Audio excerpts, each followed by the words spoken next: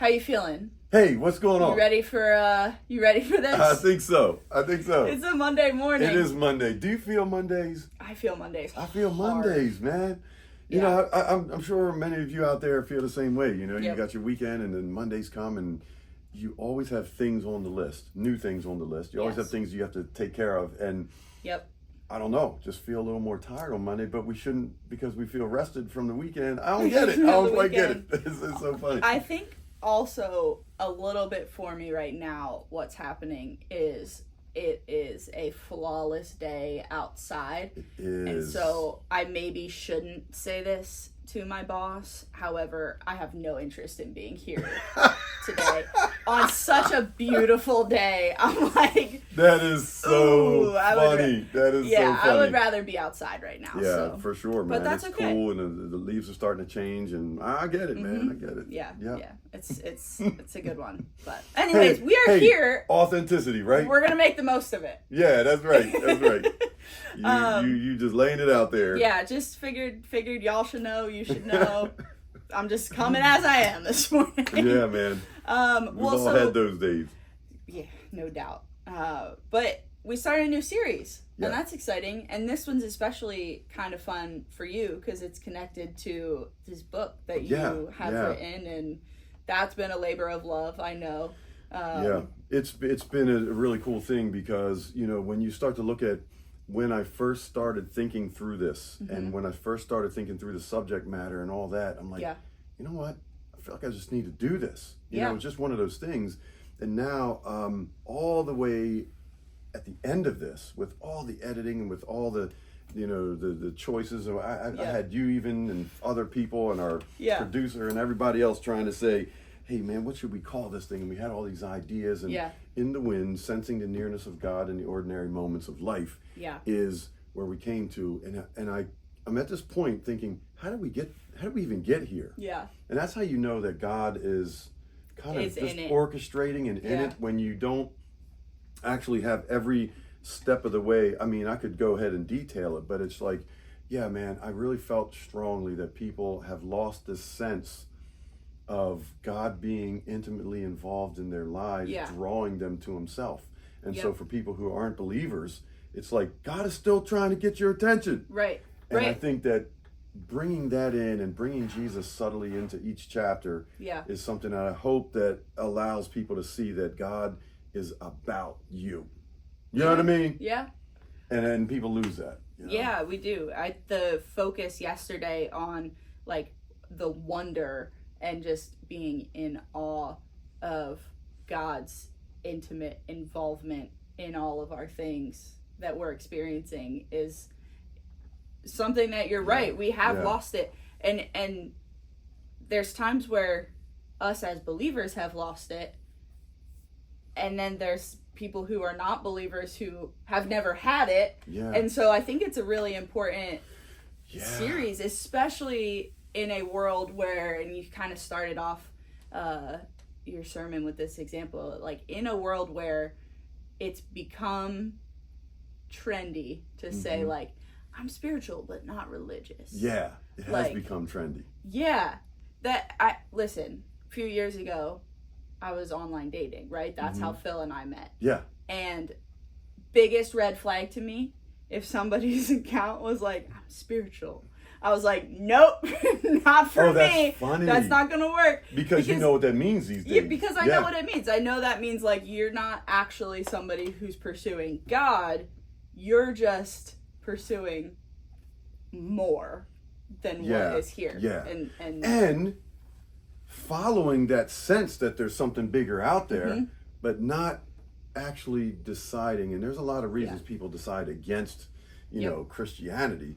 Part of it might be, you know, they just don't want any authority over their lives, but they want the spirituality. Right. And that's what most people believe, you know. You can have your spirituality, so I'm going to choose a religion or choose a philosophy of religion that doesn't put anything on me. I'm going to take this thing I like from this religion and this thing I like from this religion and this I like from this one. But we're going to get rid of that because I don't like that one from that. And what we're trying to say is, don't forget about Jesus, because he's the one that is going to allow you to understand that God is very near and very in love with you. Yeah. And that's a point that no other religion has. Yeah, and I think when we do focus in on Jesus and the mystery of Christ, that is the bridge point of like we move from this like what is out there that's more, and then Jesus just like is like, it's this, I have it, here you go. You bring up a good point when you talk about wonder. You were saying something about that right in the beginning of what you were talking about, and it's like, I love the fact that we do have those experiences of wow and amazing and just like, you kidding me? Those kind of experiences, because I think that is so healthy for any human being to have those, because it brings us outside of our senses. It brings us outside of our own little worlds, and we're like, man, this is amazing. I remember sitting with my wife at a Royal Farms having a breakfast sandwich on the curb.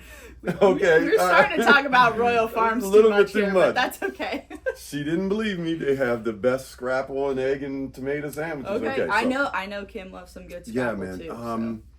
And I pulled a little flower off of the ground, and the petals were as detailed as big flowers, but just this big. It was the most amazing thing, But those moments when we can slow down, they open us up to this thing that there's something more out there. You know what I mean? That's all it's doing. God's like, I'm going to open you up into this. You know what I mean? And hopefully draw in that way. Pull you in. You said yesterday, and I wrote it down because it stuck out to me so much. You said mystery makes the space in us to accept that there are things we'll never know. I think looking at that mystery of the flower, right, is like, why is that the way that it is? And science can explain the workings of all of the things, but why does it look so beautiful to us? How did it? Like, what's That's a good point. Purpose of the beauty? Because if all we actually needed is like the chlorophyll and the like, I'm gonna botch all of the biology things because it's been a while. And I won't know that you're botching it, so keep going. But like, if you have, all of the inner workings, like all of the cells, but it could be gray.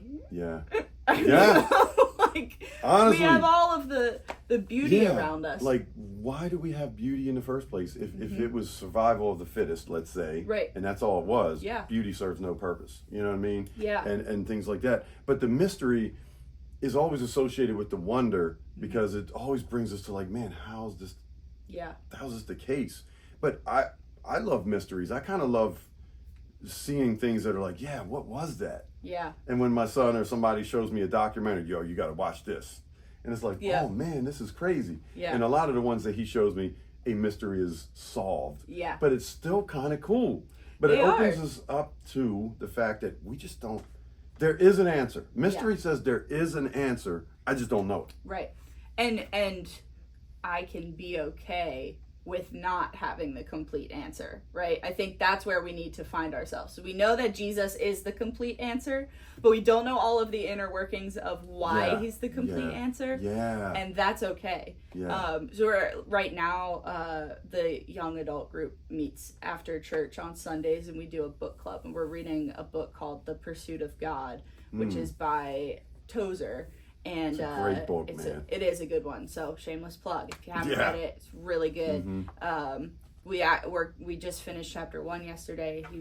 In that chapter, he challenged like the overall thinking of, I can kind of just accept Christ and move on with my life, and like I don't need to really engage in the relationship. So that was the point of the chapter, was I'm going to refute that mindset. We have to keep engaging in the relationship with God deeply.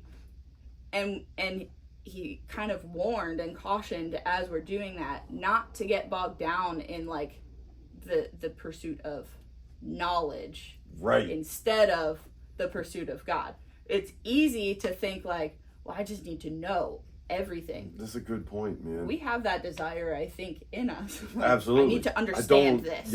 Right.